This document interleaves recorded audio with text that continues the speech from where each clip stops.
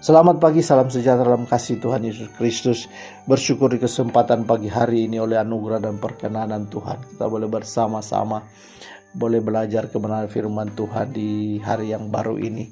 Saudaraku yang kasih dalam Tuhan, kita bersyukur di kesempatan ini kita dalam keadaan tubuh yang sehat. Kita boleh mendengar firman Tuhan, ataupun kita dalam keadaan tubuh yang kurang sehat pun kita diberikan kesempatan untuk mendengar firman Tuhan. Saudaraku, kita harus selalu bersyukur, mau baik sakit ataupun sehat, karena satu hal yang paling penting ketika Tuhan beri waktu untuk kita boleh belajar firman, boleh kita mengoreksi hidup kita, boleh kita introspeksi hidup kita, itu adalah kasih karunia dari Tuhan. Karena ada banyak orang yang sudah tidak memiliki waktu untuk bertobat, karena hanya banyak orang hari-hari ini sudah tidak memiliki waktu lagi untuk berubah. Saudaraku, kita mungkin dalam keadaan kurang sehat, masih dalam keadaan sakit, tapi kalau kita diberi waktu oleh Tuhan untuk bertobat, itu adalah anugerah, saudaraku. Oleh sebab itu saya mau berkata pagi hari ini, baik kita sehat maupun sakit, itu kita harus perlu bersyukur, kita harus berterima kasih kepada Tuhan, karena ini ada momentum, ini adalah waktu yang tepat, ini adalah waktu yang indah bagi kita untuk kita introspeksi diri di hadapan Tuhan. Apakah hidup kita ini sudah berkenan atau belum?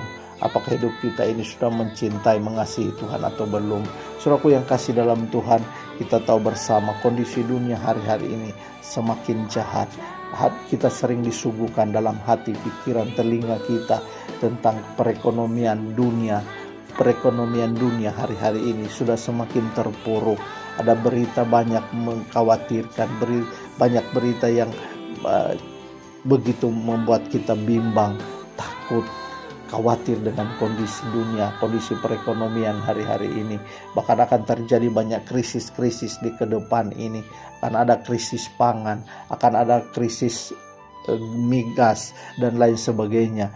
Tetapi saudara, satu hal, bahwa kita percaya Allah kita Allah yang hidup. Kita punya Tuhan yang berkuasa, Tuhan yang tidak pernah meninggalkan kita, Tuhan yang tidak pernah membiarkan kita sendirian. Saudaraku, Dia adalah Tuhan yang menjawab doa kita ini jauh melebihi apa yang sering kita doakan, bahkan apa yang sering kita yang tidak pernah timbul dalam pikiran, bahkan apa yang tidak kita minta, itu Dia akan nyatakan dalam hidup kita. Kenapa saudaraku? Buktinya adalah waktu Dia menyelamatkan kita, itu bukan sesuatu yang kita minta, bukan sesuatu yang kita doakan untuk kita supaya diselamatkan tetapi itu Dia kerjakan buat kita, saudaraku.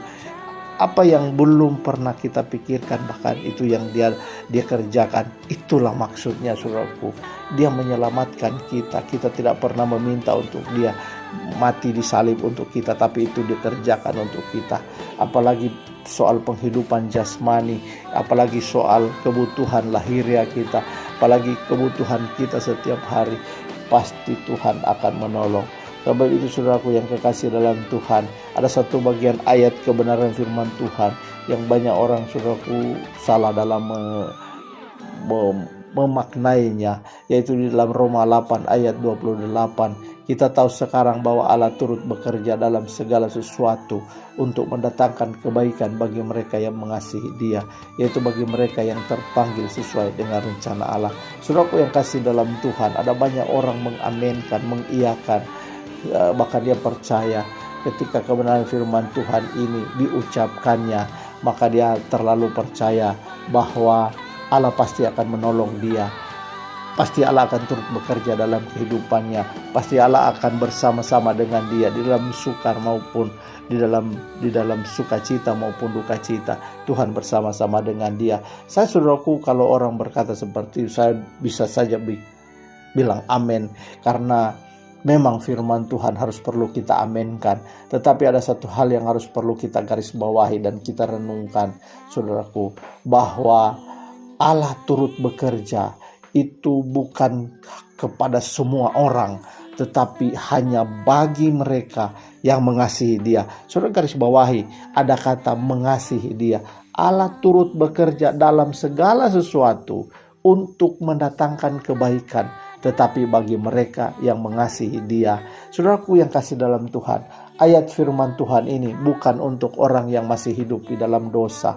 Ayat kebenaran firman Tuhan ini bukan untuk mereka yang masih hidup di dalam persinahan, bukan untuk mereka yang masih hidup di dalam percabulan, bukan bagi mereka yang masih hidup di dalam kehidupan gelap, penyembahan berhala, minum mabuk, pesta pora dan lain sebagainya. Bukan untuk Anda, saudaraku, ayat ini.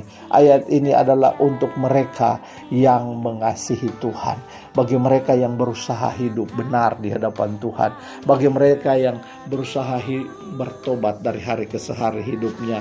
Dia memang merasa orang berdosa. Kita semua, saudaraku, adalah orang yang tidak luput dari kesalahan, dari kelemahan, dari keterbatasan hidup dalam kehidupan keseharian. Tapi saudaraku, ayat ini adalah berlaku bagi orang yang mau berusaha. Orang mengasihi Tuhan pasti dia akan berusaha berjuang untuk menanggalkan manusia lamanya. Orang yang mengasihi Tuhan adalah orang yang mau meninggalkan dosa-dosanya. Dia mau membenci dosa. Orang yang mengasihi Tuhan, mengasihi Dia adalah orang yang mau hidup sungguh-sungguh sesuai kebenaran firman Tuhan. Orang yang mau mengasihi Tuhan adalah orang yang bukan berarti dia tidak pernah jatuh, tetapi walaupun dia jatuh, tapi dia akan bangkit lagi, dia akan berusaha lagi, dia akan bangun lagi, dia akan berjalan lagi, dia akan berusaha lagi, dia akan berjuang, saudaraku. Kenapa? Karena dia tahu bahwa Allah yang dia sembah, dia Allah yang dia kasihi. Oleh sebab itu, orang yang mengasihi Dia adalah orang yang tidak mau mengecewakan Dia dengan perbuatan, tingkah laku, cara berfikirnya. Orang yang mengasihi Dia adalah orang yang tidak mau mendukakan perasaan Bapa. Oleh sebab itu, saudaraku, pada kesempatan ini kita harus pahami ayat ini betul-betul, bahwa jangan kita sembarang buat status di Facebook, atau kita hanya mengungkapkan ungkapan kosong begitu saja tanpa memaknai kebenaran itu sendiri. Saudaraku, mari kita harus lebih bijaksana melihat bagian kebenaran firman Tuhan ini. Saudaraku, ketika kita mempercayai ayat ini, kita harus memahami kehidupan kita. Apakah kita benar-benar mengasihi Tuhan atau tidak? Saudaraku, Allah kenapa Dia mau bekerja dalam hidup kita? Allah kenapa ikut bekerja dalam kehidupan kita? Karena Dia melihat kita orang-orang yang mengasihi Dia. Kita adalah orang-orang ikut terpanggil di dalam rencana Allah yang besar. Rencana Allah yang besar adalah rencana untuk mengembalikan manusia kepada rancangan semula. Rencana yang besar Allah adalah rencana untuk menyelamatkan yang hilang, menyelamatkan umat manusia. Oleh sebab itu, Bapak Ibu Saudaraku, mari kita sungguh-sungguh hidup di dalam Tuhan. Kita sungguh-sungguh hidup mengasihi Dia. Di tengah-tengah dunia semakin sukar ini, kita harus sungguh-sungguh mengasihi Tuhan. Mengasihi Tuhan jangan setengah-setengah, saudaraku. Jangan hanya kelihatan kita di gereja. Jangan hanya formalitas kita datang beribadah. Jangan hanya formalitas kita menyanyi, memuji Tuhan. Yang penting store muka, store tubuh kita, fisik kita ada di gereja. Tetapi seperti firman Tuhan bilang, bahwa bangsa ini memuliakan aku, tetapi hatinya jauh daripada aku. Kita jangan menjadi orang Kristen seperti itu, tapi kita menjadi orang Kristen yang benar-benar mengasihi Dia, memuliakan Tuhan bukan hanya dengan mulut bibir kita, tapi memuliakan, mengasihi, menyembah, memuji Tuhan dengan segenap hati kita. Dan apapun yang terjadi dalam hidup kita, jangan pernah meninggalkan Tuhan. Apapun yang kita alami hari-hari ini, dengan prinsip orang yang mengasihi Tuhan adalah kita hidup sungguh-sungguh mengikuti seluruh ketetapan Tuhan.